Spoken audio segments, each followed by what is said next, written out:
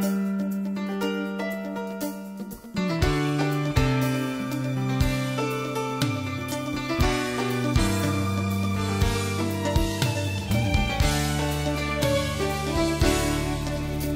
right, hello, welcome. My name is Peter Spear. I just wanted to introduce sort of the Future Hudson, the whole series, to give some context, and then I'm going to hand it over to Larry Bound, who will be moderating. But this is I think most of you know this, of course, but this is the fourth of 6 events that we've organized to try to create a space for Hudson to have new conversations about what's possible in Hudson, to sort of come together in respect around big questions. And this is the 4th. We've got 2 more, the 3rd Saturday of the month. The next one's on streets, and then we'll talk about housing, but we're going to explore historic preservation today. And I really appreciate you all being here, and Dan Udell for videotaping, making it available for everybody else. So I'm going to hand it over to Larry. Great, thank you for coming. My name is Larry Bound. I am an architect here in Hudson. I am not an associate professor currently, but I have been in the past. A little bit of misleading literature there, sorry about that. We have 2 speakers today, but I'm quite excited to have them here. We have Josh Simons, who's the Senior Research Associate at the Benjamin Center for Public Policy at SUNY New Paltz. And we have Liz McEnany, who is at the Columbia University Hudson Valley Initiative, and she spearheaded the SS Columbia project. Oh, I have a little thing here I can read. I forgot that I had something to read. Liz is an historical preservationist who focuses primarily on regional preservation issues, in particular the rejuvenation of waterfronts and waterways. She was an executive director of the SS Columbia project, which is, and you're going to see pictures, like really good pictures, which is restoring a 118-year-old steamboat for service on the Hudson River. She currently teaches in the urban design program at Columbia University. Liz is a founding board member of Awesome New Work. Okay, we're going to start with Josh. He has some nice overview of some issues in Hudson and then more broadly the Hudson Valley. Okay, so my name is Josh Simons. I'm the Senior Research Associate at the Benjamin Center for Public Policy Initiatives at SUNY New Paltz. It's a very concise name. I do a lot of things there. I do government efficiency, shared service studies, data visualization, online interactive mapping applications. I'm a geographic information systems specialist, and I do a little bit of urban planning. So you might be asking yourself, what am I doing here? A little while ago, a few years ago, I put together a lecture on the city of Poughkeepsie, and it was basically a history of the city from a standpoint of transportation development as a way to sort of frame the urban renewal era within the city of Poughkeepsie. It was called It Takes a Planner to Kill a City, a series of urban planning decisions and the failure of urban renewal in the city of Poughkeepsie. Now, it kind of took off a little bit. I've given this at the Historic Preservation Grad School at Columbia. I've given it at Cornell. I've given it at the city of Poughkeepsie a few times, and of course at New Paltz, where I originally sort of put it together. And so some of what I'm going to be talking about today kind of draws from that. I'm, fair warning, not an expert on the history of Hudson or historic preservation in the city of Hudson. I did grow up in Tivoli, and so I've been around Hudson for a good long time, but I've never actually lived in Hudson, and I haven't probably been in the city of Hudson for about 5 years, so imagine my surprise when I drove through it today. I came a couple hours early and did a little tour. So before I get started, I just want to kind of get the feel for who I'm talking to here. Could you just raise your hand if you've moved to the city of Hudson within like the past 5 years or 10 years? Okay. Somebody who's moved here between like 1985 and 2010? And anybody who's born here? Or born in or around here, lived here most of their life? I've been here 26. 26 years, okay. Okay. So, when I was growing up in the, in the early, mid-80s, the city of Hudson was much in a bad way as many of the small northeastern post-industrial cities were. What is going on right now is both exciting and a little bit scary. It seems to me, as an outsider anyway, that the city seems to be kind of at a tipping point and a precipice. It reminds me an awful lot of where Beacon was about 10 years ago. Now, is that going to work? It is the forward button, right? It should be. Does it need to be turned on? I'm not sure. So what makes a city? Okay, so historically cities were incorporated for high population density and the need to provide some kind of service that couldn't otherwise be provided by a village. Most cities historically in New York State were villages before they incorporated the cities. Things like fire protection, police protection, sidewalks, lighting, sewers, garbage collecting. The city of Poughkeepsie in 1853 was incorporated as a reaction to a workers' riot where the Irish workers of the city rioted and they decided that they needed an actual police force. Fire protection in the 1800s was actually a very big deal, and in order to actually have a fire department, you needed to incorporate it as a city. It had to do with funding and the actual area. So what gives a city its character? What makes it unique? What makes it itself? And I listed some things here: location, people, architecture, history, the things that people do to live and work and play. And really, it's not any one of those things that makes a city, right? Because if you took everybody in the city of Hudson and you put them somewhere else, that city wouldn't be the city of Hudson, right? You know, if you took every building and every person in the city of Hudson and you put it in Topeka, Kansas, it'd no longer be the city of Hudson. You know, it's not the architecture because you could replace the architecture and send that somewhere else, and it's not the history, right? Because we could raise the buildings and move all the people out and build something new here, and the history wouldn't make it a city. And it's not the things that the people do to live and work and play. It's the way that each one of these elements interacts with all of the other elements that actually gives a place its character, its uniqueness. You know, it makes a city, right? And these change over time. You know, sometimes quickly, sometimes slowly, but the nature and character of the city changes over time, and the shadows and the echoes of what it used to be reverberate, you know, throughout the city, mostly, you know, in the things that we see, right, in the buildings, in the parks, in the civic spaces, you know, and in the people, right, people with generational memory, things along those lines. The next slide. So historic preservation is in one part preserving the character of the city. Narrowly, it's the preservation of structures and the character of those structures, and superficially, it's about the look of a place. More broadly, though, it's about preserving the history of a place, and that's including the history of its people. It's about making progress towards a better future without destroying the past, you know? And this entire concept of progress and this entire concept of future, you know, is, it means a lot of different things to a lot of different people. Next slide. So, okay, next one, there we go. Comprehensive plan, I don't know, I kind of threw this together quick. Comprehensive planning is about creating a shared vision of the city and a roadmap of how to get there. You know, I come from a background of public administration.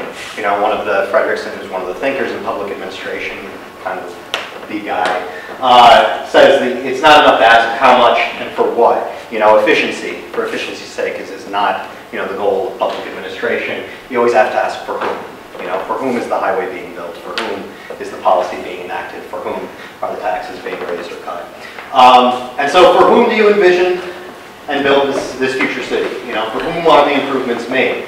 You know, and creating a truly shared vision is very, very hard.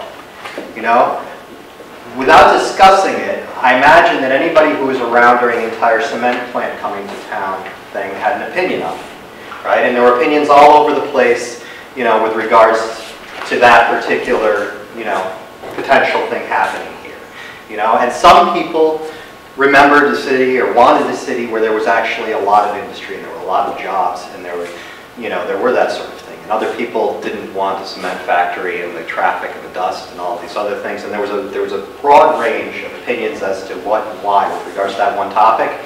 And what they were and how they interacted and what the outcome was isn't important for this discussion, but what is that these concepts of future, these concepts of what you want a place to look like, they're not the same to everybody. And so creating a comprehensive plan and a shared vision for the future of a place requires one of the most difficult things on the face of the earth, and it's actually coming up with a compromise that can work for everybody.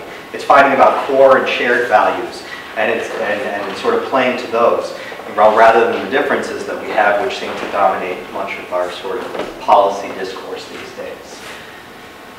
Okay, Hudson, shifting demographics over time. Let's just jump right into it. So this right here, this is 0, and this is the demographics of the white, black, Hispanic, and all other sort of population types. From the most of it is from the decennial census, and then the last bit of data is from the American Community Survey. And there's something interesting happening in the city of Hudson right now, and it's that the population of the whole, the population declined, right? And in the 2000 census, the decline is getting less. This is 0, so it's still losing people, but it's losing less people than it was historically. However, there's one demographic which is actually increasing while the others decrease, and that's that the white population of the city of Hudson is actually increasing. It's the only portion of the population of the city that's actually above the 0 line right there. And what this tells me is that there's basically the roots of sort of gentrification here. And take that as you will, and what that means to the shared vision of the future, but I think that in relatively near future, pivotal decisions are going to be made about the city of Hudson, which will affect how it is for a very long time. And I think that's the kind of conversations that you're trying to have. And that was more of my point there. So we can look at where the people live. Now, this ties into a little bit later with the whole urban planning thing, but most of you know what this is right here. That's the housing projects that were built during the urban renewal period along Front Street in Columbia. And so this represents the percentage of the population living within a census block that is black. And we have a couple little pockets here, but these are very low population census blocks. So we can see that most of the black population lives up near there. Next slide. And this is the Hispanic population. It's more spread out.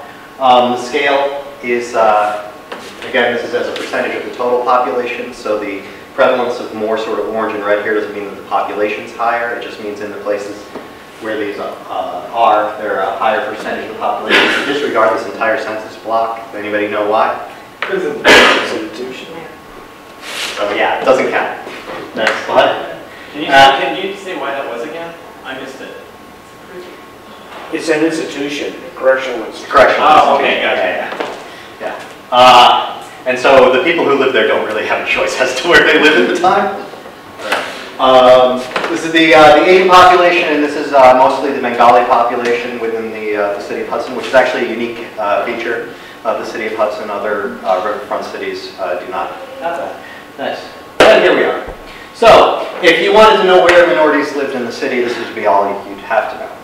Right? And so that's the white population as a percentage. And another interesting sort of takeaway here is if you just look around the surrounding area and how much darker the red is than in here, you will see something that we already know, and that's the minority population of Columbia County lives within the city of Hudson, for the most part.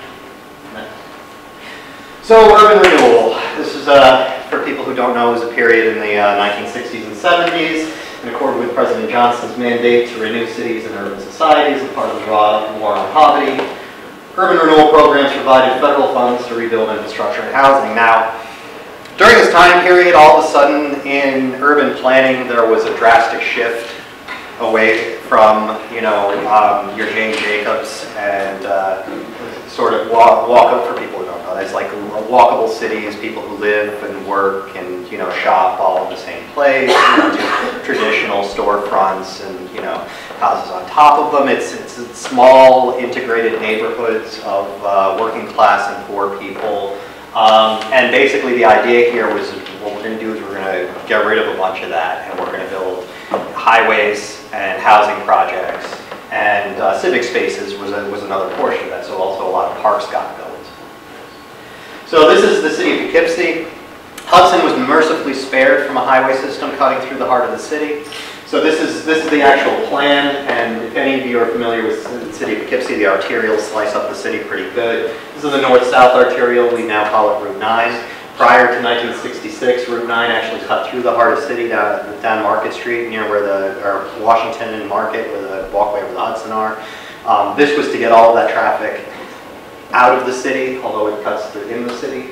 And then this is the east and westbound arterial, and right here is the left-hand entrance exit Cloverleaf of Doom. Anybody's familiar with that? If you've ever driven, you know exactly what I'm talking about. Go ahead. And this is just an example here of, this is a 1956 aerial photography, and this is the 1966 path of the arterial extension, aforementioned Cloverleaf of Doom.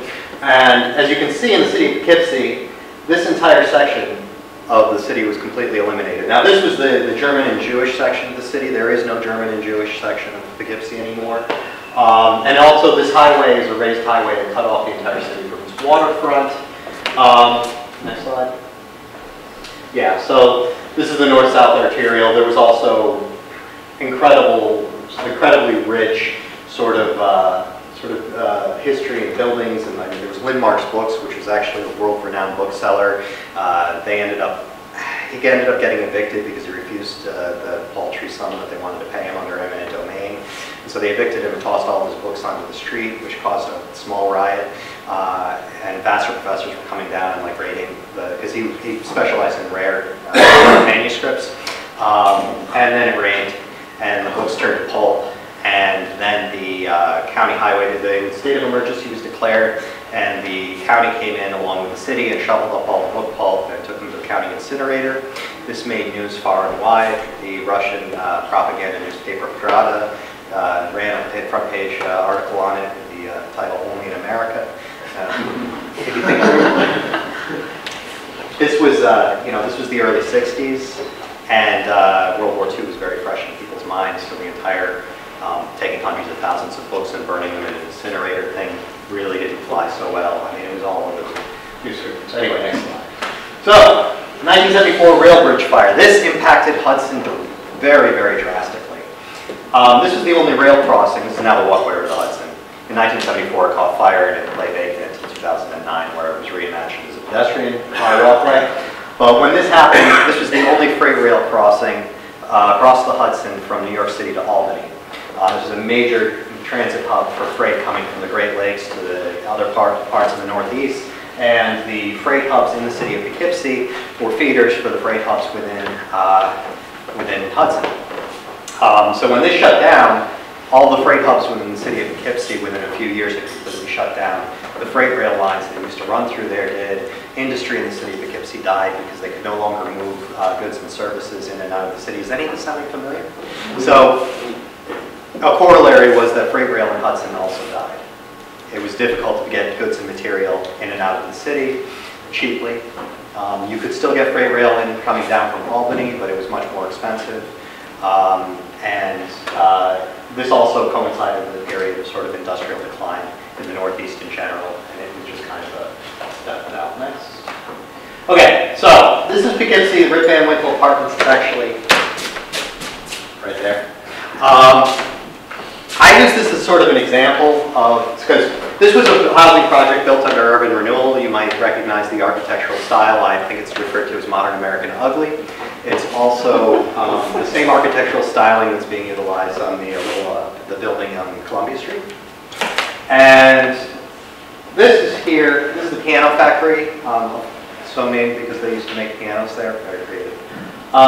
This actually got completely redone and is apartments now. It's the Fallkill Creek that runs past it, things along those lines. The reason why I include these two pictures together is because this is exactly the type of building that was destroyed to make this. You know, and this is the lasting effects of urban renewal. This is the type of, not exactly that, but other similar historic structures were the things that were taken down on Front Street and Columbia Street, you know, to make way for the housing projects that are there. So that was kind of the point of that, if you would. Eastman Towers is another example. This is another example of a neighborhood. This actually was quite similar to what you would see around Columbia and Front Street. This is the Eastman Park. This entire neighborhood is no longer there. Next. That's what's there now. Again, you might recognize the architectural style. Go ahead. This is the irony. This is the Eastman Terrace. It's right across the park from the Eastman Tower in the last slide. Eastman was a real estate developer who came up and decided he wanted to make brownstone-like apartments in the city of Poughkeepsie in the 1870s. And so he made 10 of these, and then they named the housing project after it. Next. So this is basically anything that's yellow here were buildings that were torn out to make parking lots. Anything that's red were buildings that were demolished during urban renewal in the city of Poughkeepsie. This was basically achieved by comparing aerial photographs from between 1956 and 1977. Next. So this is something I kind of wanted to talk to you about. So when we're thinking about historic preservation, you know, a lot of times I don't know how it is here, but in a lot of communities, I'm very familiar with New Paltz, there's a sort of hesitance to want to enforce historic preservation. It seems arduous for landowners and more expensive and things along those lines. And also in many places, the concept of affordable housing brings sort of the imagery of the housing projects that we see and things along those lines. So this is actually, I assisted RUPCO in a pilot application in the city of Newburgh for this project. This is I think it's called Newburgh Progress is what they ended up calling it. And what this is, it's a combination of new construction and adaptive reuse. And rather than focus on one location for an affordable housing project, what they've actually done is they've done a sort of scatter plot development where they take a development area. And then, so anything that you see here in yellow, those are sites of historic preservation. So those are buildings that are actually going to be restored under historic preservation guidelines as multifamily housing. And then anything you see in green there is actually vacant lots or structures that are too dilapidated to actually renovate, and that's going to be new construction built in the architectural styling, or at least visual styling, of the historic structures that are near it. And what this actually achieves is rather than having one concentrated sort of place where you have your affordable housing project or development, you're basically able to invest in the entire neighborhood and transform the sort of character of it without actually having to displace any of the people that are currently and already there. So I wanted to use that as a sort of example of a way that historic preservation can be used in a sort of interesting and innovative way to provide affordable housing, and actually, sort of changing the character of the area that it's in. Good. So this is just, I'm not going to get into the numbers with you, but basically the blue are the property values now of the sites that are actually going to be built, and the other lines are what they're estimated to be afterwards. So once the pilot actually turns, this will be potential tax revenue for the city, but it also kind of shows how the property values in the neighborhood will have been stabilized, because right now the city of Newburgh has a tremendous problem with vacant and abandoned property. This is actually being done through like banking and things along those lines. Good. So Hudson, from a historic preservation standpoint, the city of Hudson is actually in really good shape because about half the city is actually in historic preservation districts. One of the weirdest things about historic preservation is that your local districts and your local designations are the only ones that actually have any kind of enforcement teeth. So state historic sites and national historic sites, there's absolutely no protection on them whatsoever. It's only the local sites that actually have codified in law the ability for the Historic Preservation Commission to preserve those structures and to, stand as part of the planning process to be able to do any modifications, renovations, and that sort of thing, if you would. So these are just, I'm going to go through, this is just some things I dug up on the historic Hudson. So this is a paint store on Warren Street in 1960. Good. This is the building that it said, the taxes go up, building comes down.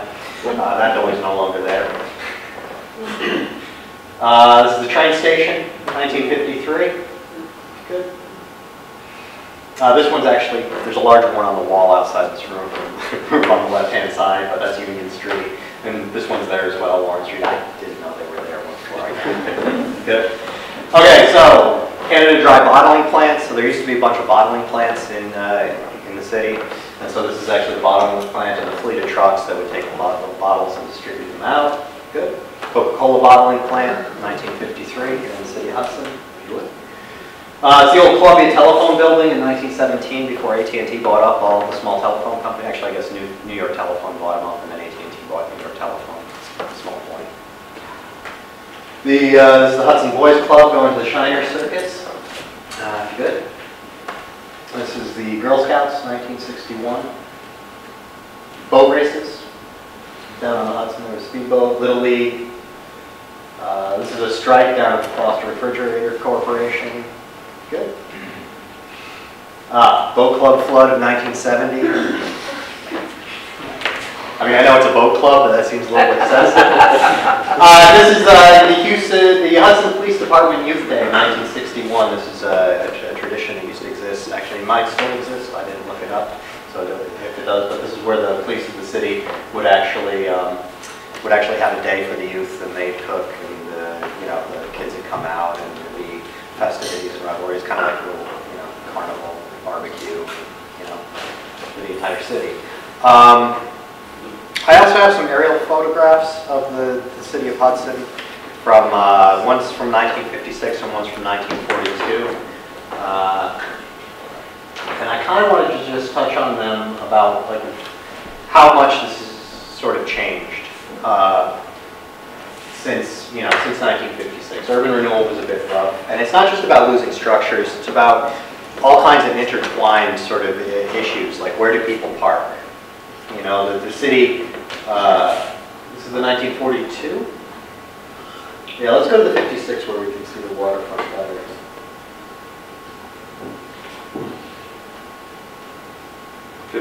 Yeah.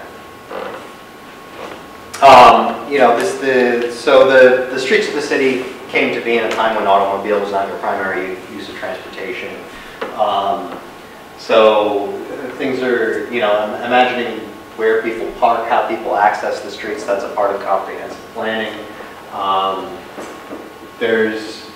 So if you look at the modern, just focus on this area right here. If you look at the modern area, satellite and aerial photography of the city of Hudson, one of the things that you notice is that there's a lot more empty spaces, right? There's parking lots, there's empty lots, and that's buildings that have been lost for fire, some that have been taken down, some have been raised to put up, smaller sort of structures with parking lots. This area is actually pretty interesting. What the old slips used to look like down by the river there. There's the ferry slip, and then further south there's the slips for the. Actually, I guess those are the slips for the factories that were there, and the ferry slips further north. Am I showing up properly? No. No. Go south. You're right. Oh yeah, there's the ferry slip there, and there's the slips for the factories there. I'm just doing. But that's what the waterfront used to look like, and if you look along here, you can see that there's neighborhoods there. There's storefronts, and there's apartments, and there's all kinds of things. Also, this is in the truck route, so you actually build the housing projects there, and then put the truck route through the housing projects. It's an interesting statement on priorities, but that's urban renewal for you.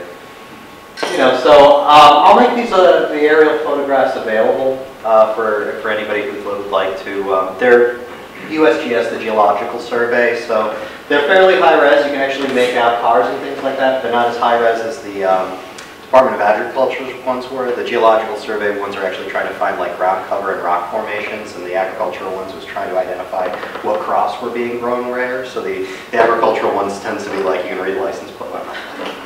Anyway, it's been a pleasure. I'll be here for the Q&A.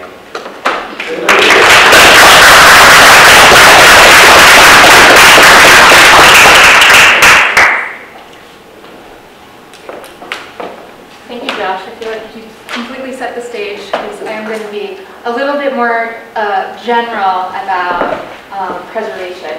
So just thinking about preservation, to me, preservation is all about people.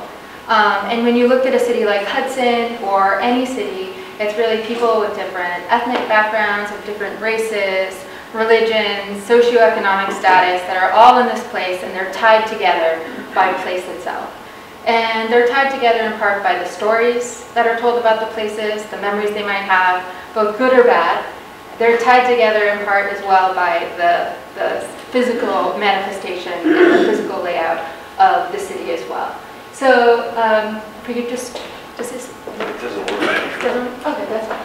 So I have a historic photo of Hudson as well, because I think that, to me, there's this idea that if cities are about people and about memory and about stories, then seeing some historic images help people to remember that places have been different and help remind them that they can be different again.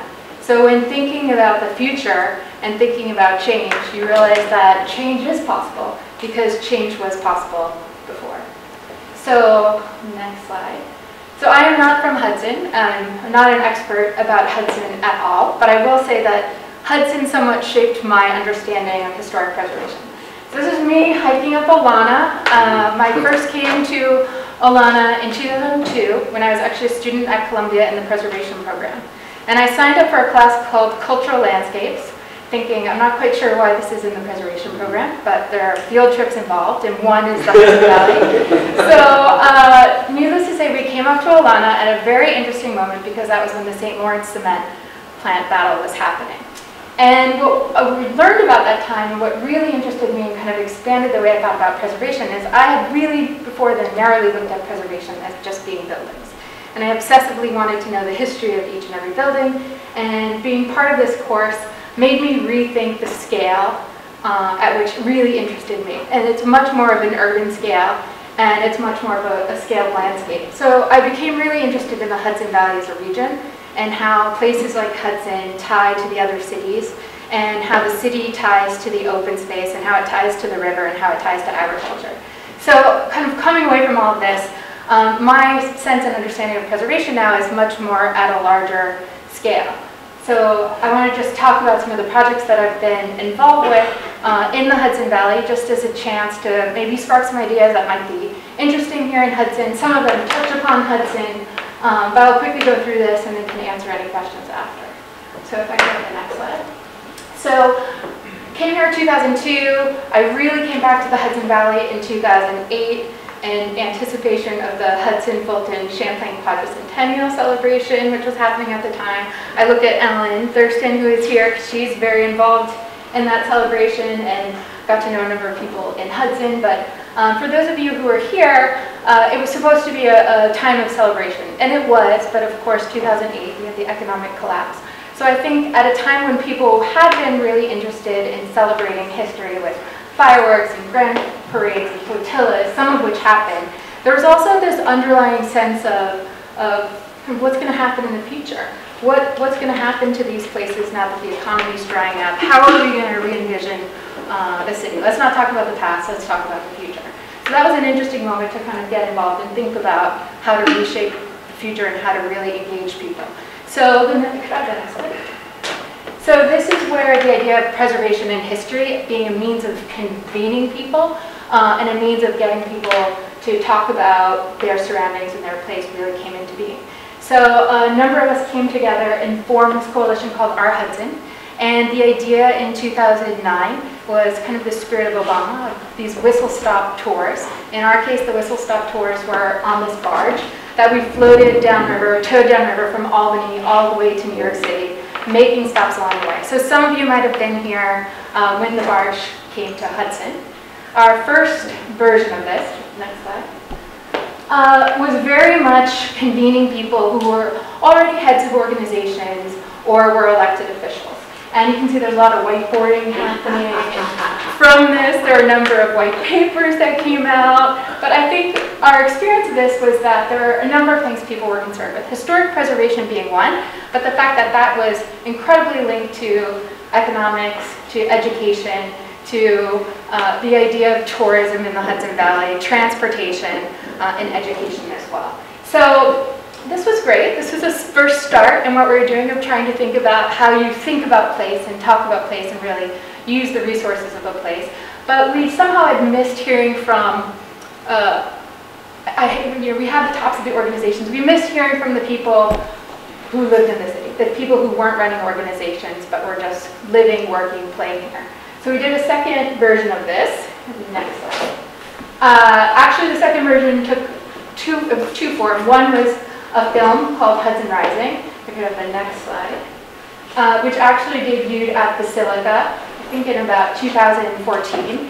This film is still available, but it really talks about what was happening in the Hudson Valley at a very particular moment. It was 3.5 years of filming, so it kind of captures what was happening in places like Hudson at that time, and coming up with ideas of innovative projects that people were working on. So there were community gardens in Newburgh that were part of this story, farmers in Poughkeepsie doing organic milk. So it was quite a story of what was happening. So the next one. So then we did the barge again, but this time with the idea of inviting people on, inviting organizations, artists, musicians, dancers, and here you can see a familiar location. Here's the barge in Hudson. Next slide. So there are arts and crafts kids coming on board. Next.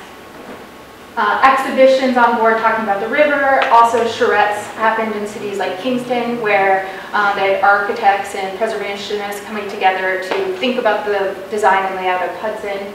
Next. You might recognize Gary Shira, so there's still lectures and conversations happening on the barge.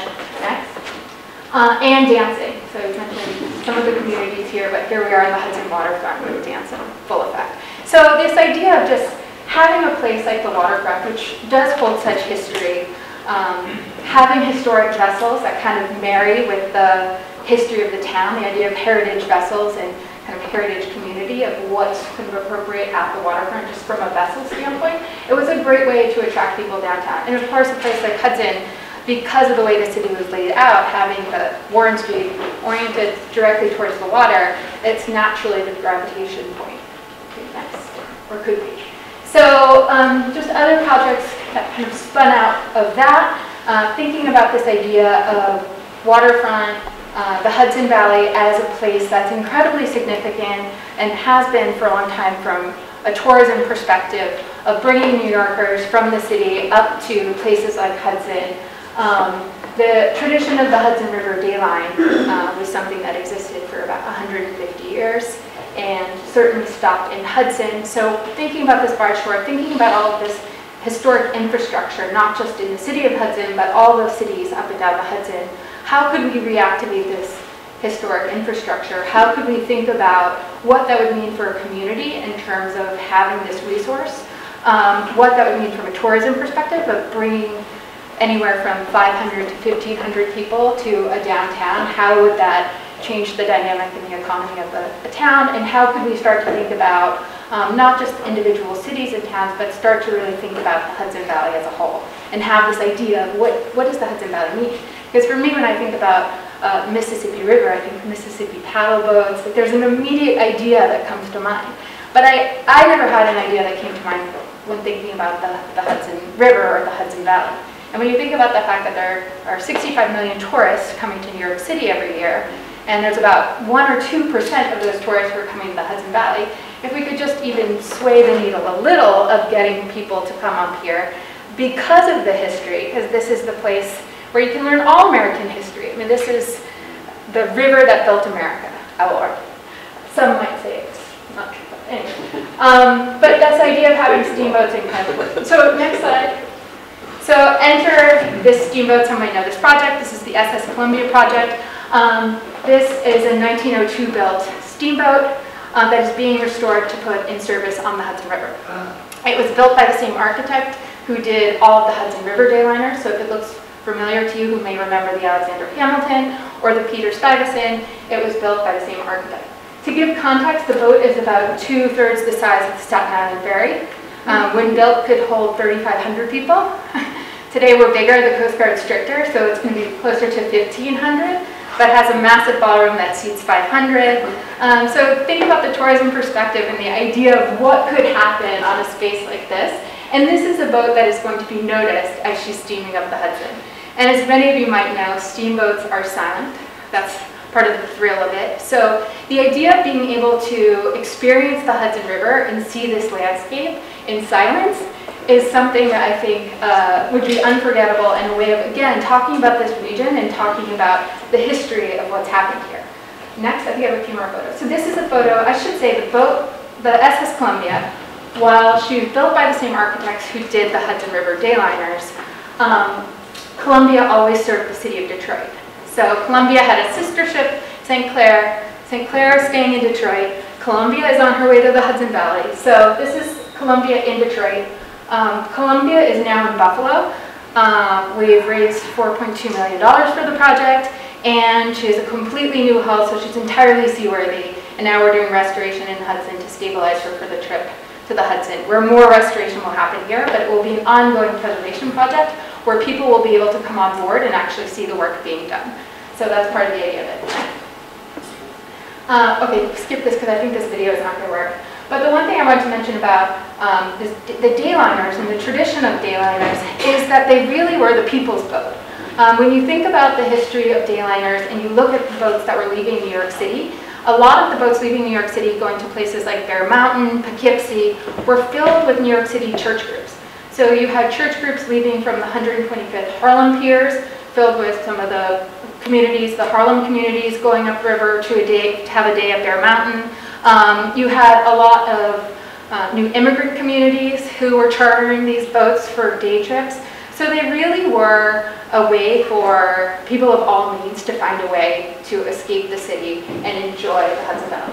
So next slide. This was just about the vision of SS Columbia, but it's really the fact that we have this massive amount of space that can be very profitable when docked to New York City, and then all of that money can be used to offset the educational programs, which of course are getting people upriver and being able to get school kids from places like Newburgh and Poughkeepsie out on the water.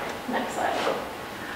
Just to point out this idea of connectivity for a preservation project like this, it is thinking very regional. So while New York City would likely be her home, Hudson is certainly a stop along the route. And again, just having these maps and having these images as a way to draw attention to the fact that this is all connected. Next. This is the, imagine this happening 3 years for steaming under the walkway over the Hudson. Next. So those were just some projects that I wanted to bring up, and then I very briefly want to attempt to talk about a student project that is about 200 slides long that I condensed to about 10, so don't worry. But this is a project I taught a historic preservation studio last spring at Columbia, and the students were focused on Newburgh. And they were very much interested in thinking about heritage tourism. What does Newburgh have to offer, and how could cultural tourism, heritage tourism, be used as a way to help with some of the needs of the city, whether it's economic development, awareness of the city needs a new branding. Quite frankly, as you probably know, when you read about Newburgh, oftentimes it's not good. So part of what the students were thinking about was how can the history be used as a way to change the impression of the city. So I'm bringing this up because some ideas perhaps might be relevant for Hudson in terms of how the students thought about Newburgh. So I promise to be quick. Next. So their project proposes strategies to leverage and preserve Newburgh's very built environment, including recognized and unrecognized heritage assets to foster pride of place and encourage the development of Newburgh as an attractor, both internally and externally. Next. And they really thought about what preservation can do. What are the benefits of preservation? And their ideas were about reconstructing or reactivating infrastructure and connectivity, improving perception of safety in the public sphere, engaging all of Newburgh's diverse communities, fostering pride of place, revitalizing heritage resources, attracting internal and external entrepreneurship, and then again linking to the larger Hudson Valley. And they thought about the opportunities that a city like Newburgh has, and not only is it Newburgh's location, which is similar to Hudson, these ideal spots on the Hudson River, but they found Newburgh's diversity to be one of the biggest attractors. That is something that people were coming to Newburgh because there are great Mexican restaurants, because there's such a strong Latino community. So they saw that as a very much part of the culture and the people who are in Newburgh now as being something to celebrate. Next. So of course they did all asset mapping of all of Newburgh's buildings. Next. But what I thought was interesting is they choose to focus on the city in terms of thinking of it as nodes. So they thought about how you could activate certain key areas of the city and the transformative effect that that would have. And what, in terms of, they had different kind of catalyst projects for each area, but just talking about one area to get a sense of what they did. So they analyzed commercial space, open space, residential. Next. They did all their photo research. Next. But they also calculated tax values and historic tax credit opportunities.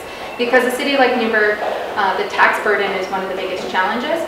So the students worked with a real estate student to crunch all these numbers and basically show the value of putting these abandoned or underutilized historic structures back online, of what that would do for Newburgh's tax base, and then what that would do in terms of opportunities for tax credits being returned to homeowners or business operators. Next. So they looked at who the community was in certain places. Next. And then this was just one proposal they had for the specific idea, is that there's the Olmsted Design Park in Newburgh. Next. Which is very underutilized. You can see there's really no access points at certain places. Next. So they proposed something like lighting. But other proposals included thinking about actually having some kind of memorial to urban renewal, because urban renewal had a very powerful impact on Newburgh with 1,800 buildings demolished. So this idea of having some kind of memorial that would make sure people didn't forget that part of the city's history. I think that's it.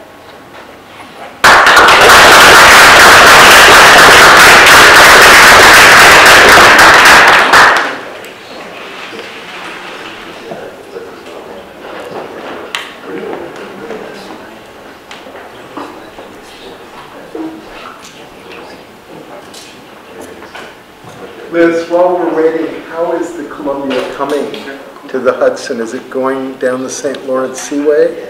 She is going down the St. Lawrence Seaway. So I wish Columbia were smaller in all of her dimensions.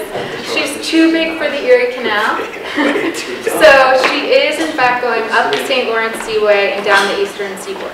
Will you be on board for that tour? Unfortunately, despite my best attempts at talking to our insurance agent, I will not be on board. In fact, in all likelihood, Columbia is going to be on another boat. So she's going to be on one of the big ships that sinks, lets her on, comes up. Because we spent $1.6 million on her hull, and while the boat is perfectly equipped to handle river water, Hudson is no problem.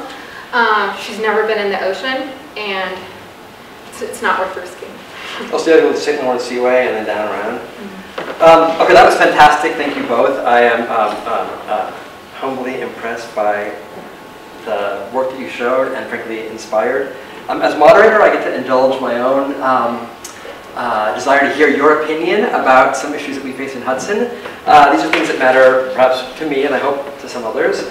I want to, in some ways I'm inspired by your quote, Liz, that people of all ethnicities, you pointed out, are tied together by place itself. And your experience in our Hudson and how you actually tried in the barge projects to follow to broaden the outreach. And Josh, your comments about the city of Newburgh and Newburgh Progress incorporating affordable housing into a historic neighborhood, balancing new development with historic properties. If we look at the white population in Hudson, just keep this map in your brain for a second, and if you could fast forward to the map of the historic districts of Hudson. Because by and large, the historic districts in Hudson are where white people live. And half the town, yeah, this is good, it's perfect. Half the town in Hudson is not an historic district. And one thing that I would love to hear from you is how do you build support for historic preservation and build community support, grassroots support for historic preservation? Because right now we're losing buildings on a regular basis in Hudson because they're not protected. And how does one generate an atmosphere in which people value preservation as an agent of community togetherness, but also as the protector and generator of value? And I think that you touch upon it in the RUPCO projects in Newburgh, but I think it's the question, as the student research showed in the city of Newburgh, that when you actually show what the tax benefits are, the historic preservation tax credits, both at the state and federal level, and think about what that means as an investor, that's a really large amount of money in some instances. And being able to show that potential, I think, is key. And I think one thing that fascinates me about Hudson, about Warren Street, I would just love to see more cross-action happening. Right. And I think that that's having a more flow of people and energy. And again, I don't live in Hudson, so this might be happening. But I think that kind of breaking through Warren Street and having those cross-sections is a way of really tying together all of those resources and making it less linear and more about kind of a woven fabric. By and large, the people who live in the north side of the city, that area of the city, don't really own their property. It's a very high rental rate. And so actually getting them a grassroots movement interested in historic preservation, I mean, property values and tax credits don't really, I mean, it's hard to see how, it's hard to demonstrate how that actually affects them. And so in places like that, where I've seen large-scale pushes to create historic preservation districts, it's been on the precipice of a crisis, and it's been centered around a landmark which is meaningful to the community.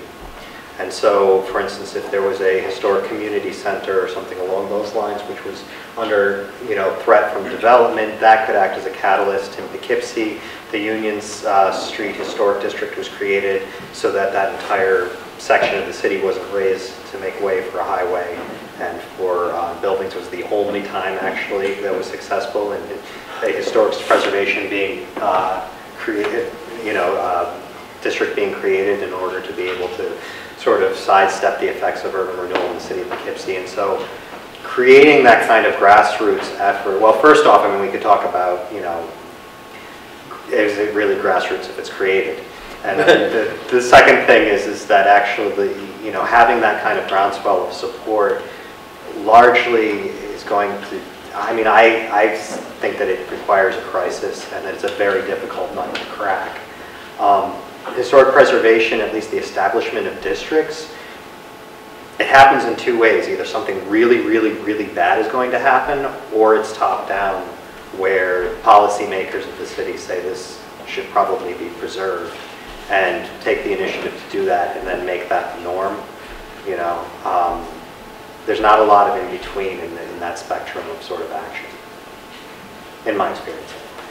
Look, a question, I really enjoyed your approach in Newburgh of individualized approaches to property in an area. That was Rocco, that wasn't me. Okay, I'm sorry.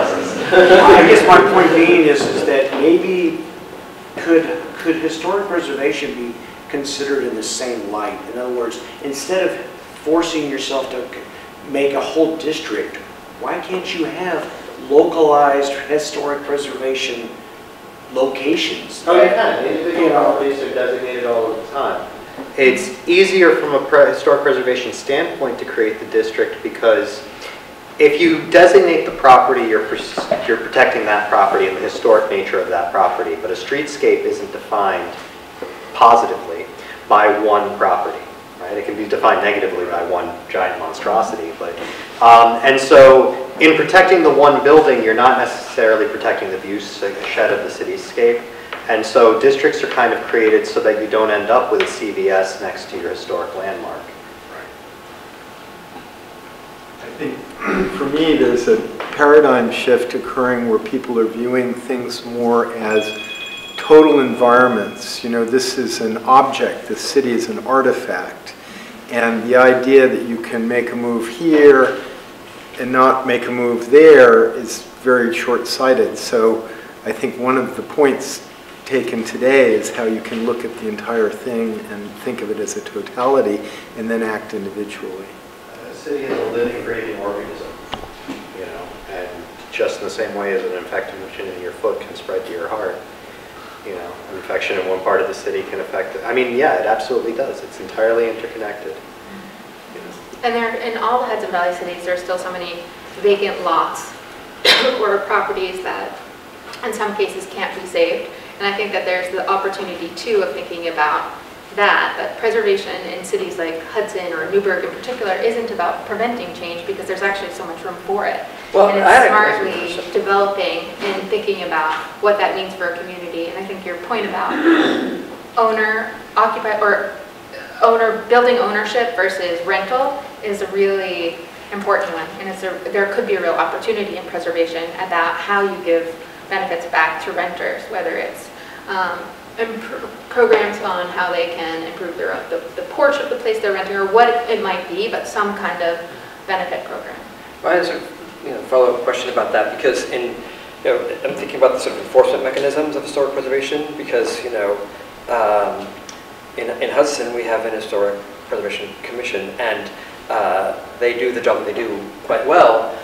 However, we have a land banking issue in Hudson where property owners own historic properties they neglect them for decades, and then the local code enforcement officer is called in to designate the property as unsafe. It has to be demolished, and I've only lived here 2.5 years. We've lost 4 wonderful buildings, right? And how, what are the ways in which, do other towns use, say, a forensic engineer? I mean, like, the planning board has a lawyer as counsel. Here's what you end up doing. When you use the term land banking, that means something entirely different in my world, and I was very confused. I get what you're saying now. So places like Newburgh, places like Poughkeepsie had tremendous problems, particularly in the housing crisis, right? I mean, you have all of these, the zombie properties, abandonments, there are all kinds of catchy little... That was Chief Batter, who was the chief of the fire department for the city of Newburgh, and the New York Times quoted him with the abandonments. I really like that one. But, so what are your solutions? Well, the trick is that your enforcement actually can't come when it's time to tear down the building. It's going to come long before that. And so places like Poughkeepsie have a law in the books where they have a process for designating a property vacant, right? And so when it's determined to be vacant for a certain period of time, now this could be vacant because it's a foreclosed property and it's bank owned. It could be vacant because the owner walked away from it or whatever. But once it's designated as vacant, the owner of that property has to put up a bond on the property, right? And if the grass doesn't get mowed, then the city mows it and takes the money out of the bond. And if repairs need to be made on the infrastructure of the property, it's not only necessarily the structure itself, the city will take the money out of the bond and be able to draw that down. That's one enforcement mechanism. The city of Newburgh decided that the best thing was boots on the ground for enforcement, and so they ended up training something like 72 firefighters to be code enforcement officers. Oh, brilliant. And so what they ended up doing is they ended up doing building and fire code enforcement simultaneously through their fire department, and ended up issuing mass citations.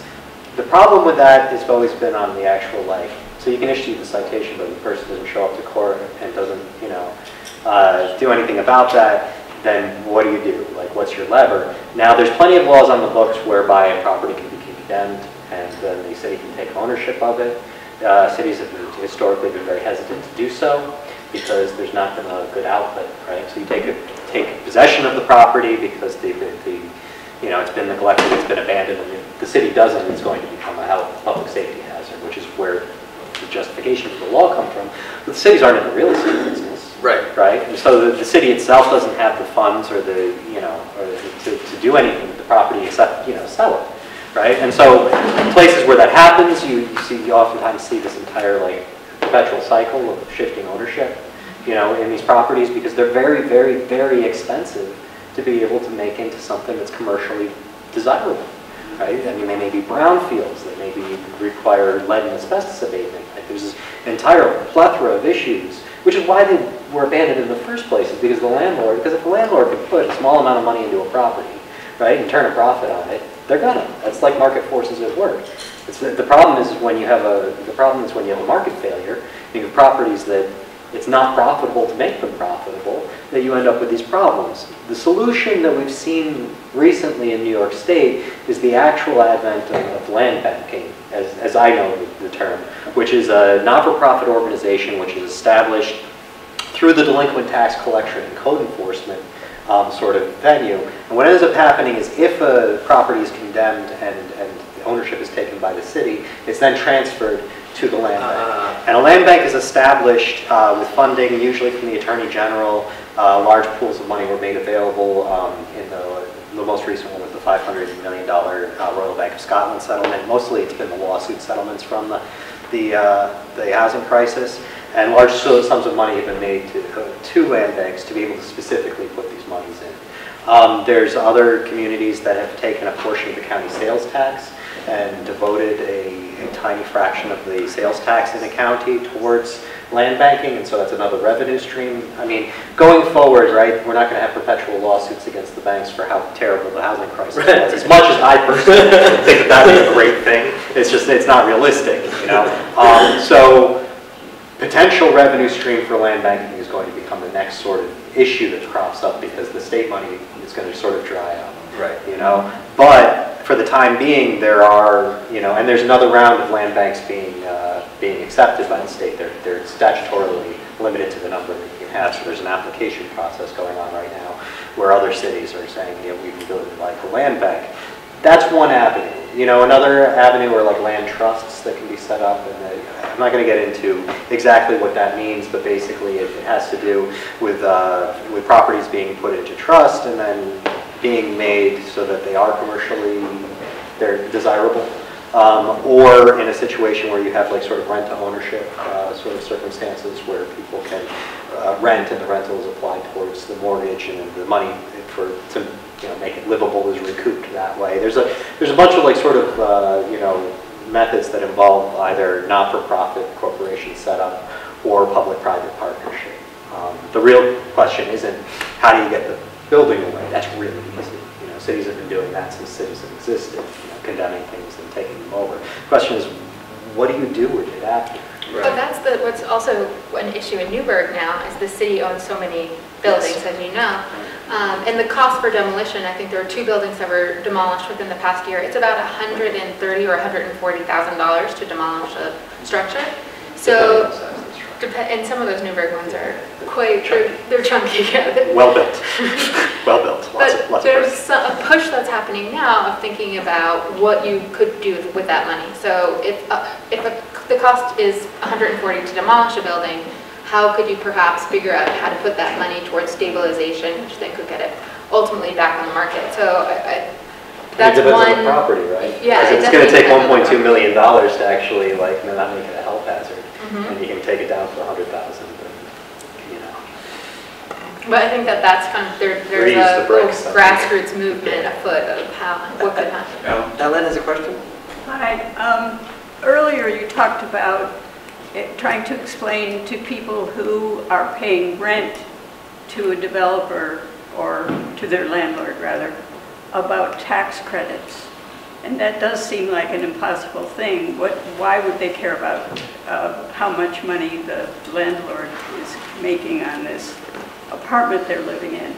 But I think you'll find that in Hudson, there's a whole segment of the population that really loves talking about the history of Hudson. And in this very room, there have been a lot of lectures about the history of Hudson.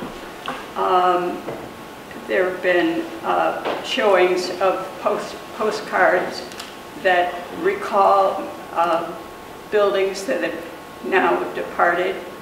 And there are people who lived in those areas when that happened. And it's a wonderful thing to see a whole audience recognize what's going on or what happened in the past.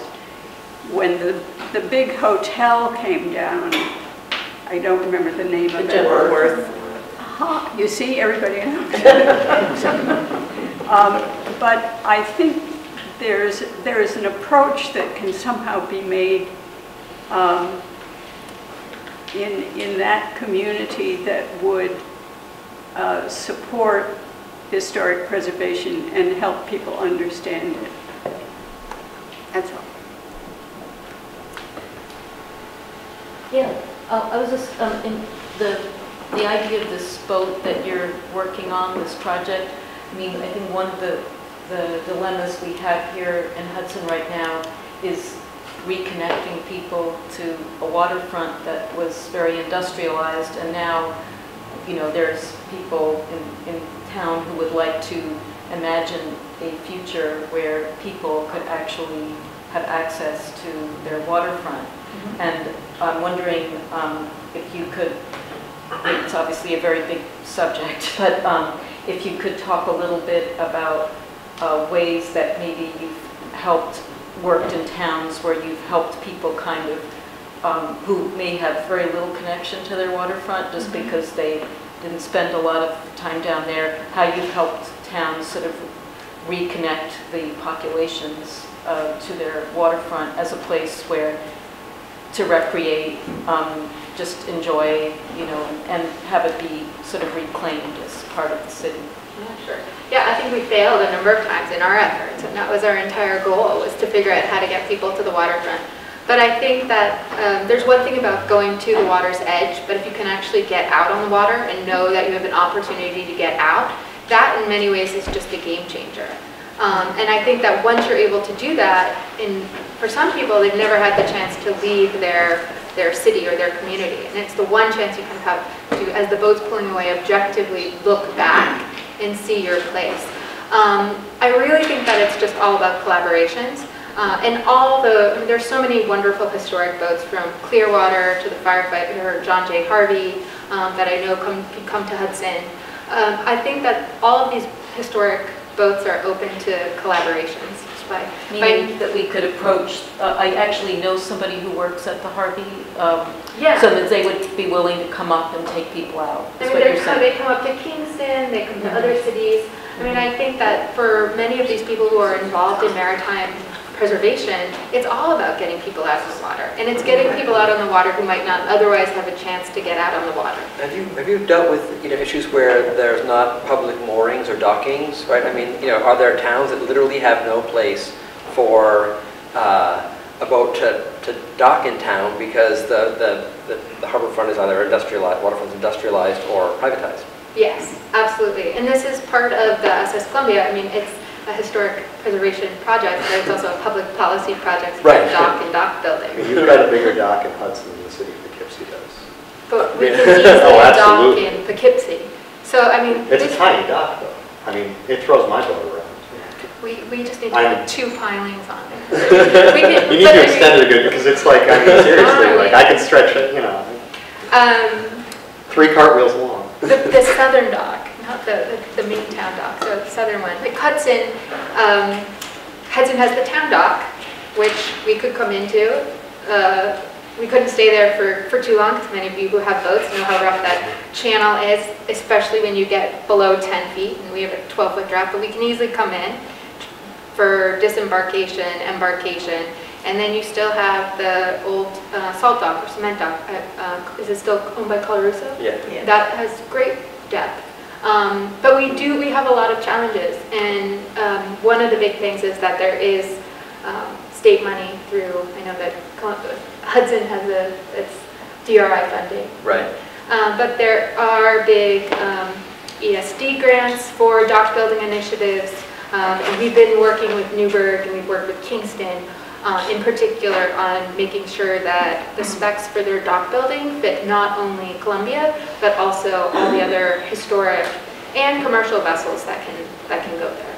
So this idea of kind of having a waterfront with multiple uses, it can be commercial, it can be recreational. I just don't think that it has to be exclusively one or the other. Sure.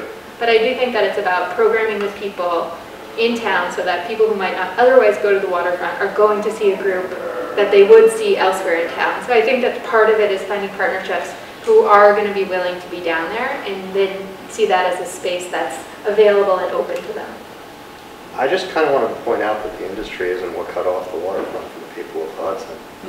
Like 1963 was the most industrialized the city has ever been. Everywhere from Ferry Landing to the North Bay, people had complete and total access to the waterfront. There were boat clubs, there were, all kinds of things. It was tearing out the entire neighborhood and throwing housing developments with raised embankments that cut off the waterfront. The only portion of the city where the industry actually affected that was the moorings and piers on the south side, south of the ferry there. It really didn't have much to do with the factories, and it had a lot to do with the fact that somebody... And right now, our situation is that a lot of our waterfront is either privatized or is held by a company, a private company, so people actually can't get there, I mean, they can't. It's not, you can't use the private docks, so people aren't allowed to put their boats there or even put out a kayak or something. Phil?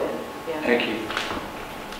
Josh, you had said, I think earlier in your presentation, that you thought Hudson was at a tipping point. Yes. Say more. I think so too. I'm curious if we agree on what's tipping. So you're asking what's tipping?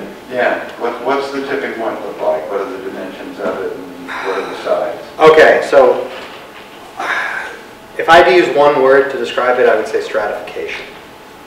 And so what I've seen, okay, so rewind 1989, Warren Street, Hudson would be unrecognizable today.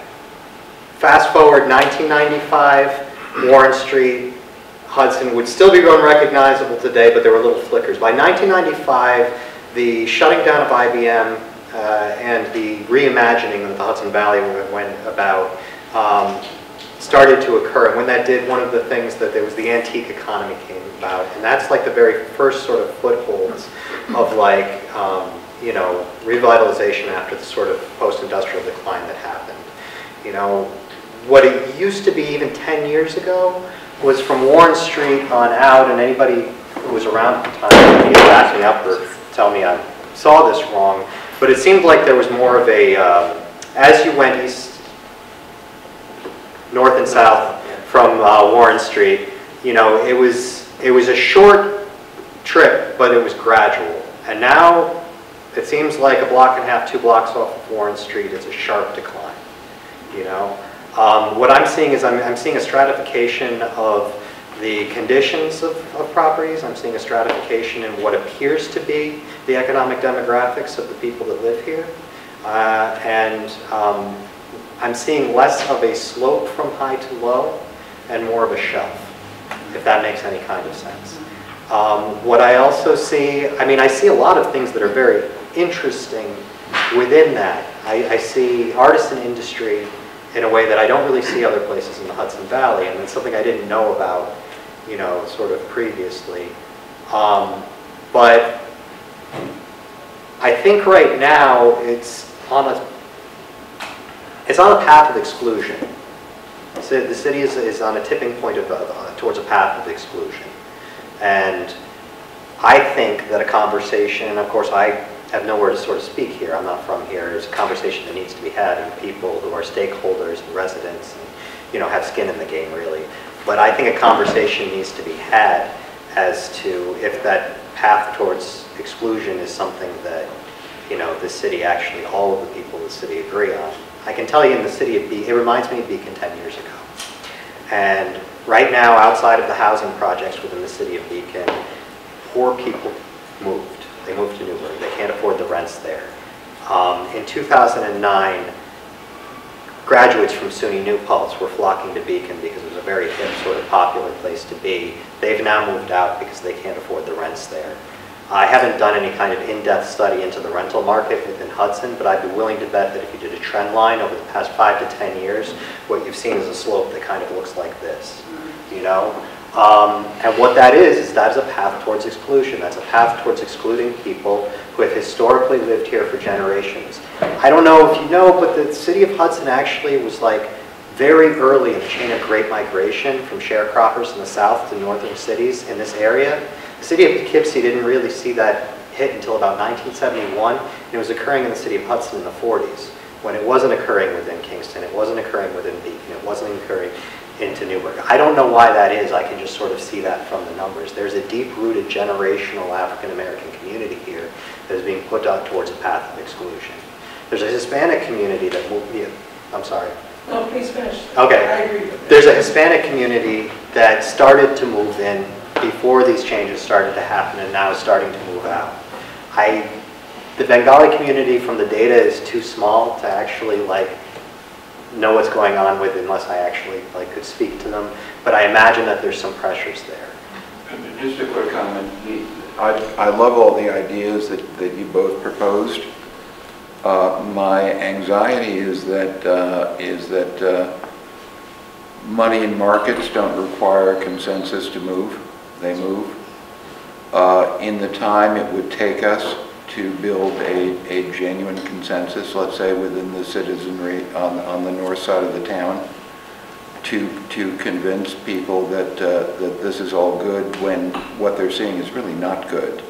What's happening is multifamily dwellings are being converted to single-family dwellings and so on and so forth.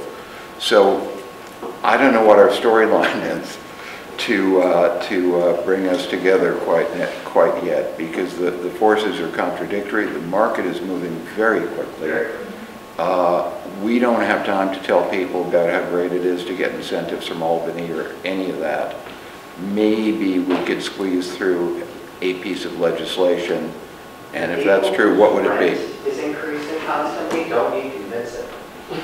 Yeah. Okay. They're on board towards doing something with regards to, yes. So what do? The die is cast. The market is moving.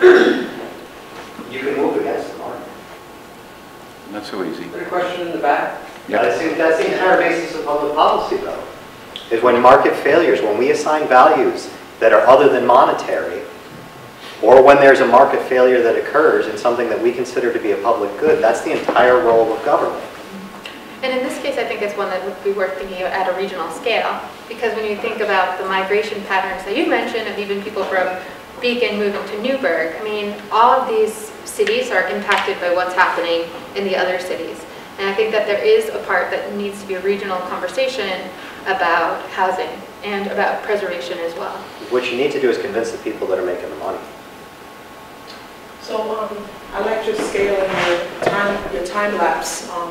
We moved here in 1994 from Brooklyn, my family, and my mother's first storefront was $250, and she actually got two for that price. Warren Street, you could probably get any property for under $25,000. There was a large African-American, black African-American presence here, and as I dug in, I found that a lot of them were previous mom and pop shops.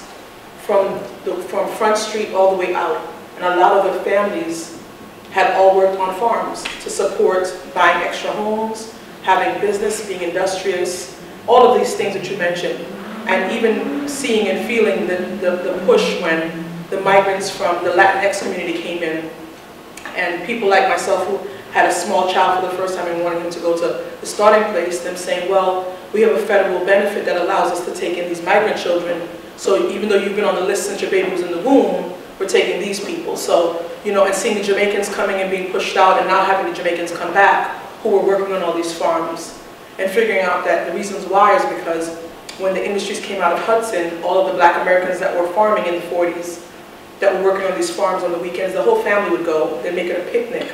They'd all pick apples, berries, cherries for all of these farms. And when all the industry came out, they had to go get regular jobs, Verizon, AT&T, wherever, the one in Schenectady, all of those places. And so the farmers were short. But I did see a lot of producers. Those producers are now gone. And now they've come back, but they're not from here.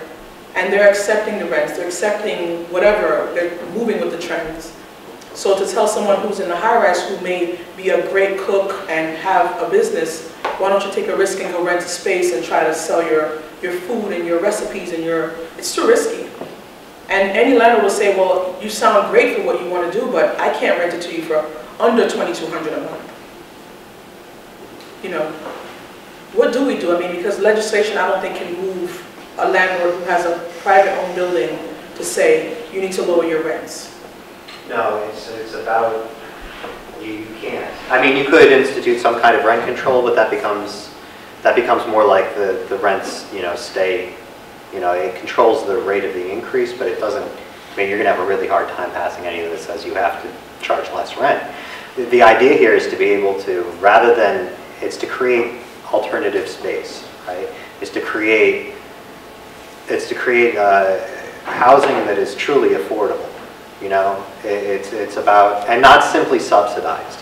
Like that's another thing is like so frequently in small cities, you know, you hear affordable housing and Section 8 are intertwined. You know, affordable housing just means that people can afford it, right? Section 8 is closed. Creating more Section 8 housing is not going to solve your affordable housing problem for your working poor, you know? And so what we don't need more housing projects, we need more affordable housing. And how you go about that is the private market's not going to address that issue because that's not, companies make money, it's what they do, they're great at it. That's, you know, nothing in the history of mankind has created such wealth as the corporation, but that's its value, is money.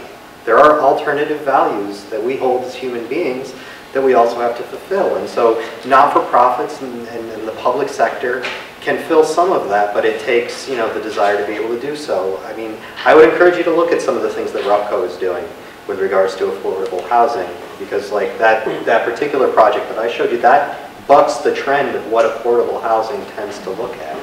You know, there's adaptive reuse of space, you know. What's up with the Columbia tennis building? I mean, I'm just saying, like, it's not like space doesn't exist. What needs to happen is for people to come together, or the people to come together, and say that we want to use these sort of things for these sort of things. Address the market failure, you know. The fact of the matter is that the way things are going, even if you do that, the landlords are still going to be able to make their money. It just means that there will still be space within the city for the people that are here. You know, it means that a mass population doesn't get displaced because of those market forces. I think one preservation problem I'm seeing here, because I'm an architect and I work with people who just buy buildings, and a lot of people come from outside of Hudson and they buy a building as an investment and they have no idea how to take care of the building. So they're doing terrible things to these buildings that are probably costing more money. Do you have either of you a comment on how we can stop that? What are the terrible things? Take the tools away. I don't know. I mean, if you wanted to take a positive approach towards it, maybe some kind of like community workshops on how home improvement and historic spaces, what it looks like. Well, the community college recently opened an historic materials. Like, I mean, part of the problem is also like people doing things, you know, to houses when rather than hire a contractor, they'll do it themselves and they don't know how to do that. So like maybe dovetailing the sort of historic element to it with the home improvement element to it is one way to get at it. Yeah. I don't know that there's any like widespread wave a wand and, you know, make people not do terrible things with hammers. So. There's a great program in Detroit that I don't know all the details of, that it's called Brick and Beam Detroit.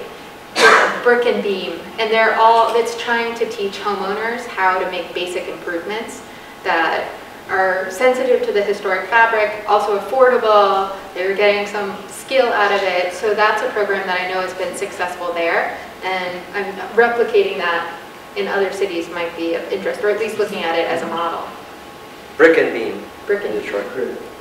You talked about stratification in the city, and I think it probably coincides with where the historic districts end.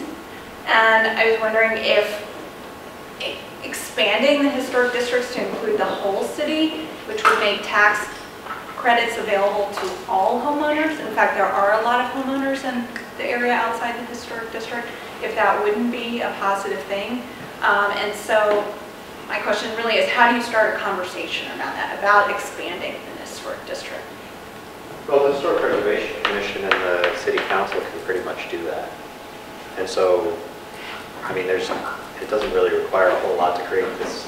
But if it's a community that might not want it, or, you know, the rest of the city might not want it enlarged. Yes. There's a fear factor. Well, what's the benefit of a larger district if you would still get the tax credits for an individual building? I don't think any of those buildings in the area would be individually designated, so you'd have to be within a historic district, or I guess a nationally eligible area. I think there's also a danger here. So if you see a stratification like this, and the solution is to go like this, then that could, what I'm basically saying is that if you expand the historic district and there's historic renovations, so that's to the north side of the city, absent any other sort of policy and things, what is that going to do to the housing market in the north of the city? And what does it mean for the people that live there? Yeah, but they should be able to get credits for the improvements they make to their house too. They don't own the houses. Yes, they do. There are actually a lot of homeowners in that area. Yes, but it has the highest level of rental in the Why city. can't homeowners in the city. take advantage of it? Well, they can. They absolutely can. So this is. I think that it's also, this has been my experience on other preservation projects, but relatively easy to get a building over a certain age on the National Register, or listed as being eligible for tax credits. So there are those opportunities of, when filling out a tax credit form, of getting that eligibility and then having the opportunity.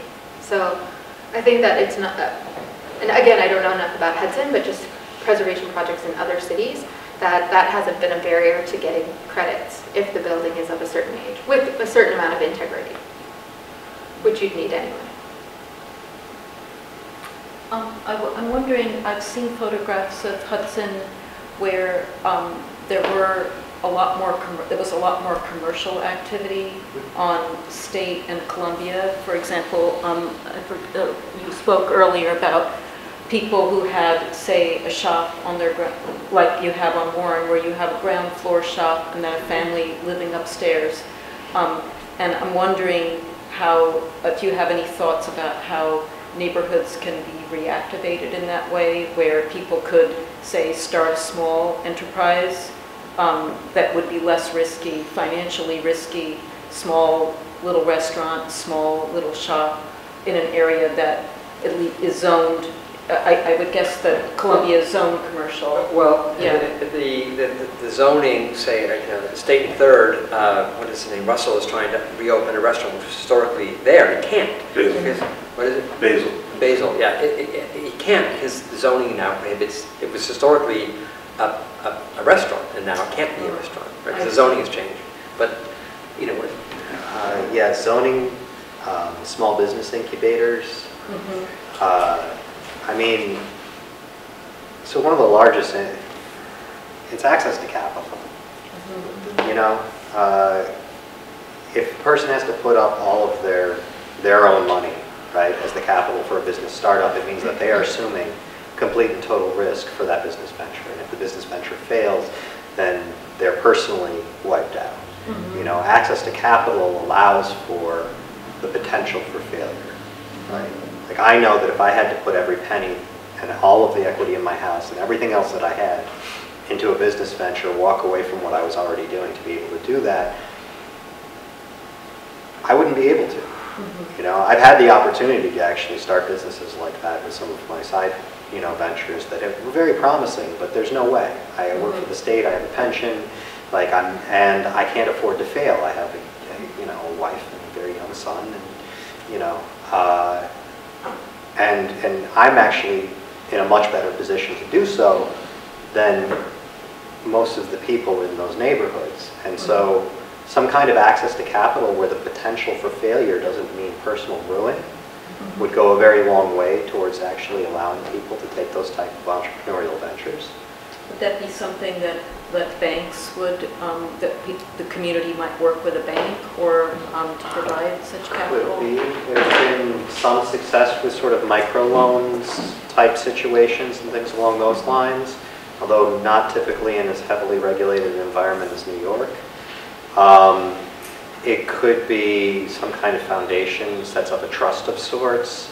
Like, the idea for access to capital isn't necessarily grants, it's just like, it's loans, right? And it's the ability, also access to things like a lawyer to be able to establish an LLC, to be able to distance the person from their the liability, and things along those lines. So if structured properly, I mean, there's no reason a model couldn't be created where these monies were paid back into a trust type system and that sort of thing. I mean, it takes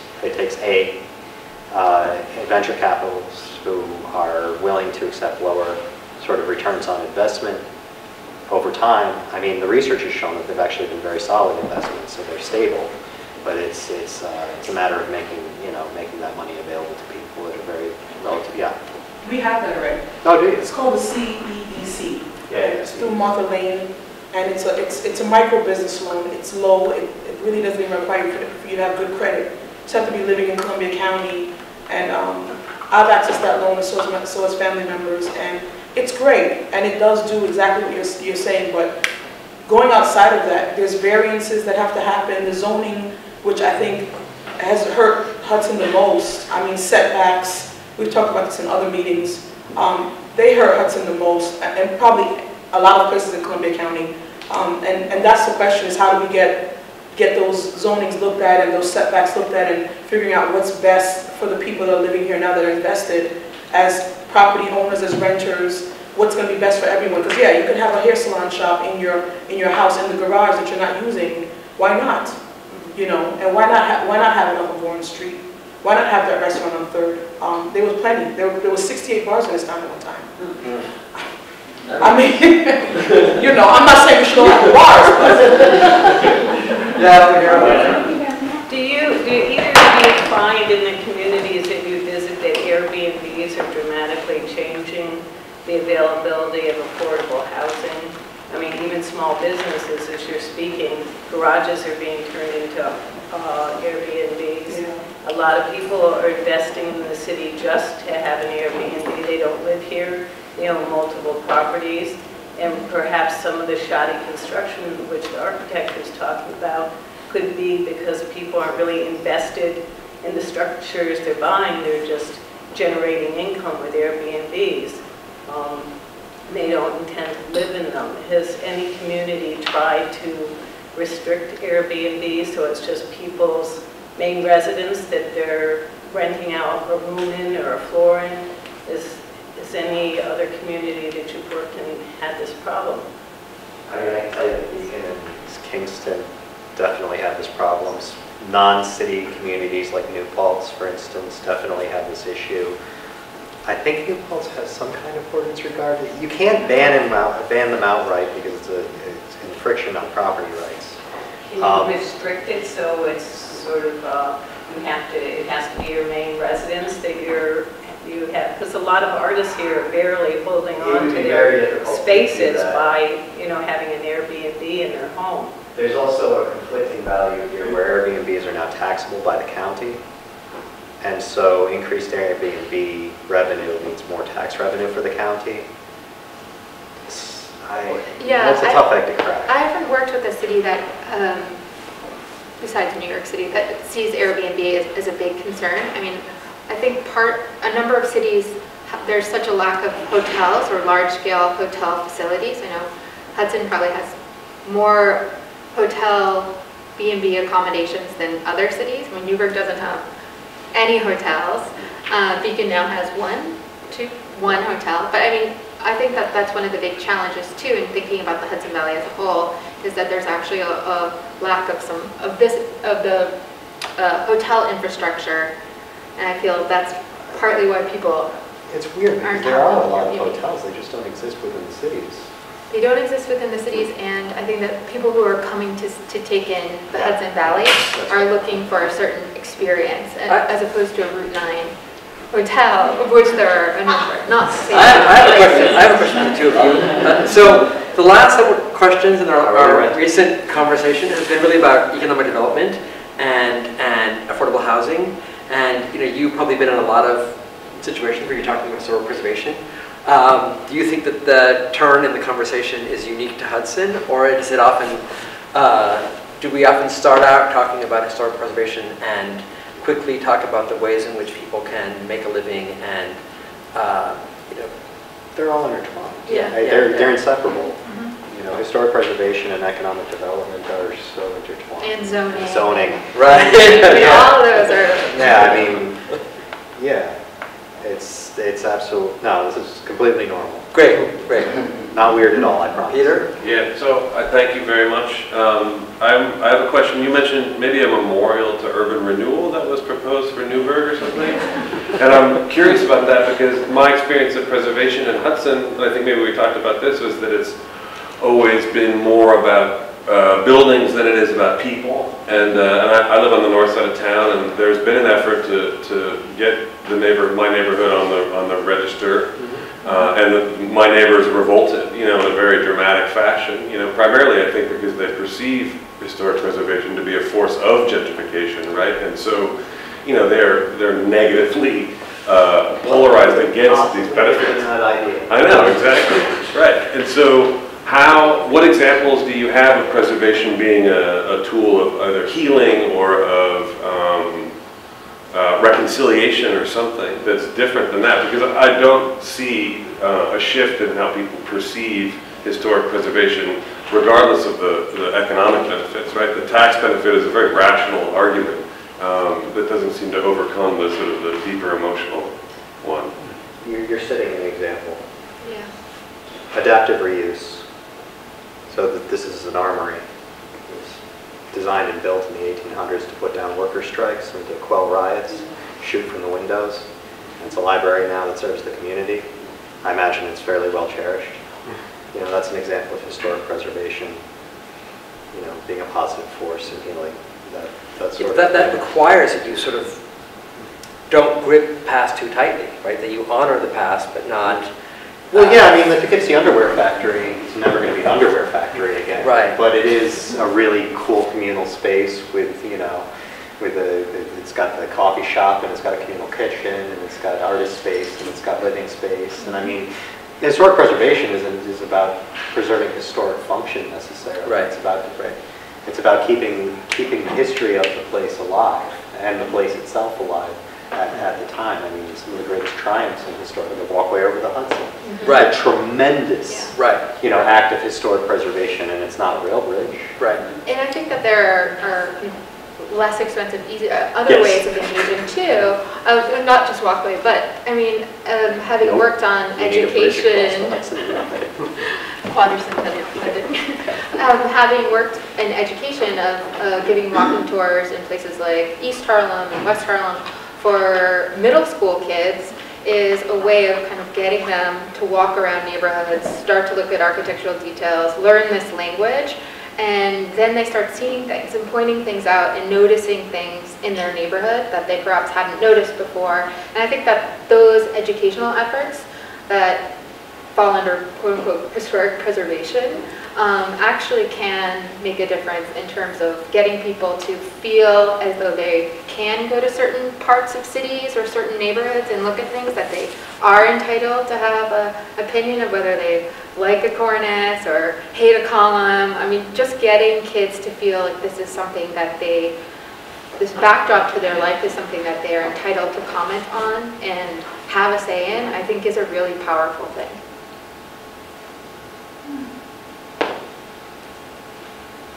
I just had a comment back to the Airbnb thing, just very briefly.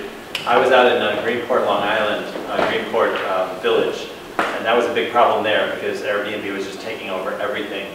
And they were looking at, I don't know how far they got, but they were looking at restricting it to 3 weeks or 4 weeks. In other words, you could Airbnb, they couldn't prohibit that, but they were trying to prevent people who were coming in for like a day or two, so longer periods. So that might be something. I just wanted to refer back to this question.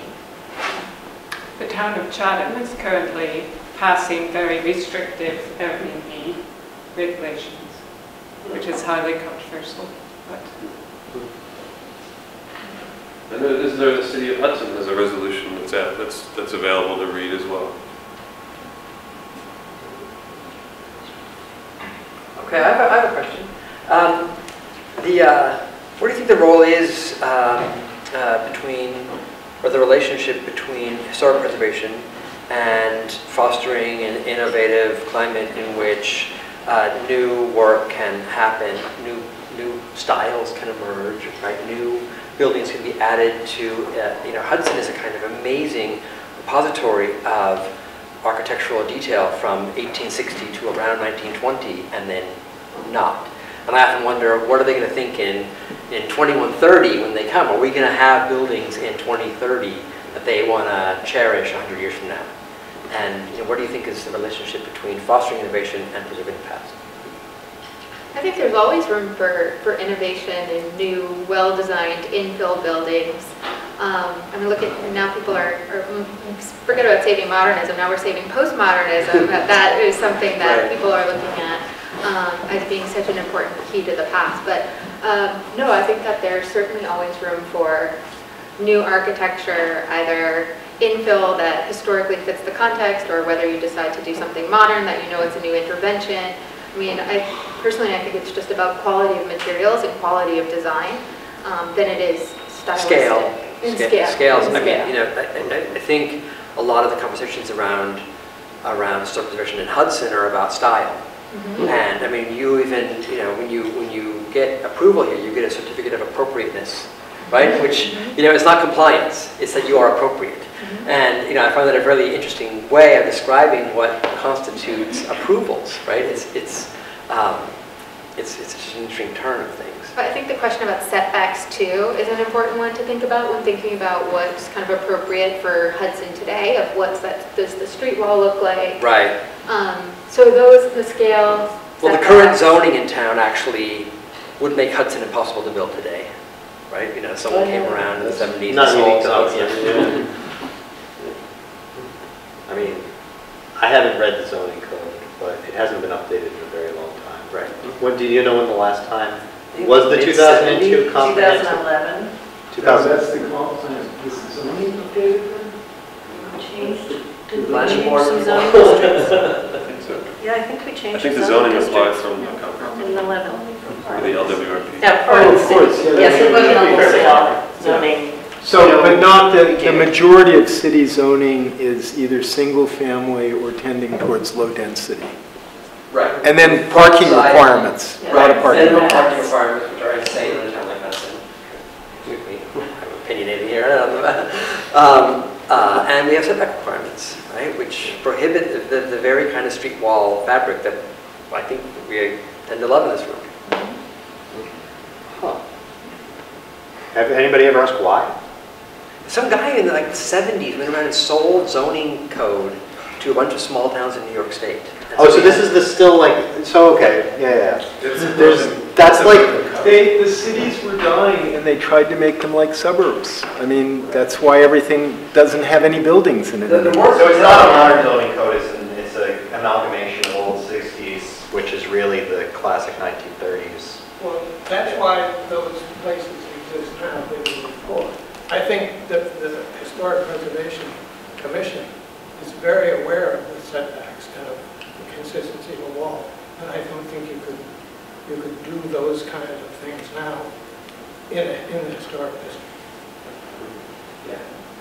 It's illegal. Is that a setback then? No, it's not. Oh, it's not. Clark. I just have a quick comment or a question regarding... Wait, hold on.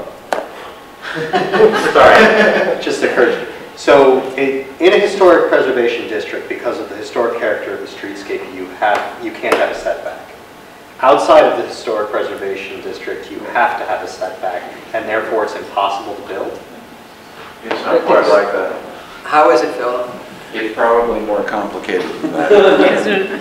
But when we worked on project, first of all, most of the projects within the historic district are restoration, a good 90%. So you're essentially working with the same footprint.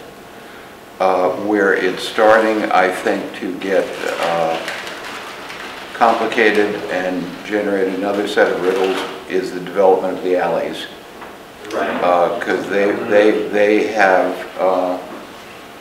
vary from building to building. Yeah. You can't necessarily find. Walter once said something that was extraordinarily helpful. He said that the nice thing about 19th century is you have a binder you can refer to. When you go out to the alleys and there's everything from 19th century to last week. Yeah. And everything from beautiful materials to pressed lumber and so on. But they are going to be the next wave of development because we're out of building space. And the challenge there will be controlling scale, light, access of other people on either side, etc. That's coming. Are the alleys publicly or privately owned? They're public. Okay. Do you know when that happened? It's in the original city grid, right? So you have these very long blocks and alleys that are primarily... Basically, you have streets and alleys. The alleys have the carriage houses. There's an area of Poughkeepsie that's like that. Oh, I see. The area of the alley, this is Sure. where I'm coming from here. There's been a lot of talk there about the city taking over the alleys, right? And taking, having the landowners sign over, so that mostly this goes around because they want them to be paved, they no longer want to maintain them. But it occurs to me that in the history of Hudson, they may not have always, they probably always were on the map, but they might not have always been publicly owned. I was just curious. Some of them are streets, like Partition Street. Some are streets. Right. Yeah, have become streets. Yeah. That's they're fantastic and they lead to I think an interesting historical preservation question, which is they are, as Phil says, probably the locus of future development in Hudson. They're incredibly quirky, right? They're hodgepodgey and incredibly quaint in that way, right? And how do you build in the future in a way that has that sort of... Or do you at all, because the alley itself has a historic character, in the way that those alleys did going back. I mean, I don't have an answer to that question. Is this what the expanded historic district might be, or what they were looking at one point? No, well, some of the alleys are in the... Some of them are. Yeah. I think that was a great segue. I'm glad I was cut off, because that was related to my question I had in my mind, which was, you hear more urban thinkers sort of equating historic preservation tendencies with greater inequality and greater gentrification. That idea is floating around, and I do think that there's an opportunity in Hudson to sort of perhaps push against more of the preservation in some of the areas that could be developed. And I guess just your thoughts on how you balance sort of the new development with this notion that there are historic districts. There's lots of sentiment to preserve, but there could be there are also perhaps opposite thinking that we need to release some of the, or relax some of the regulations so that infill development is more possible, cheaper, easier, less bureaucratic, etc. Historic preservation doesn't have to reinforce gentrification. It just historically has. I mean, a great example of this is the Washington Park up in Albany, where during urban renewal money was put towards poorer parts of the city to build housing projects, and on the park there, historic renovation money was made in urban renewal to take those brownstones and actually allow the homeowners to renovate them. It's again, priorities. I think that, I'm going to tie this into comprehensive planning, right? Because the comprehensive planning isn't about what should be done with this one building, or what should be done with this one development, or what should be done with this one project. It's about how does everything that anybody applies to do or wants to do within the city, how does that affect progress towards this vision that we want to create? Does it take us backwards? Does it take us forward? Whatever that may be, right? It allows for a context in which to evaluate these sort of things and say, not on the merits of this one building that's going to be put up in, Prison Alley, but in the context of where are we going as a whole, right? And so the ship needs to be steered, and with an outdated comprehensive plan, nobody's steering the ship. Each individual project is weighed on its own merits and less into how it affects the entire vision of the city, because the vision is old, and that's kind of what it comes down to. I mean, if anybody read any of the analysis I did on the city of Poughkeepsie's, it's even older, it's 1998, and some of the things that it suggests don't make any sense anymore. Their time has passed. There was a big push because Poughkeepsie happens to have two fiber optic backbones running through it, to have some kind of tech initiative in the old industrial portion of the city to be able to innovate and foster internet innovation. Would have been great, never happened. The time for that, for Poughkeepsie to become a tech hub, I mean, you have to understand IBM was still fairly big in 1998. And it had gone through some downsizing, but not, it wasn't exactly the shell that it is today. And the internet was an emerging technology where, Silicon Valley wasn't even, it was on the upswing, but it wasn't what it is today. And there's other things that simply don't make sense, in it.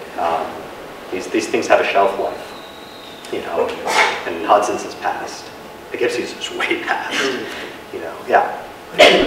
For me, the housing, there are many social problems, a lot of crisis related to housing. The crisis here are large, beautiful industrial buildings, most of which are privately owned, empty, and you can look outside and they look nice. You go inside, you realize the roof is gone.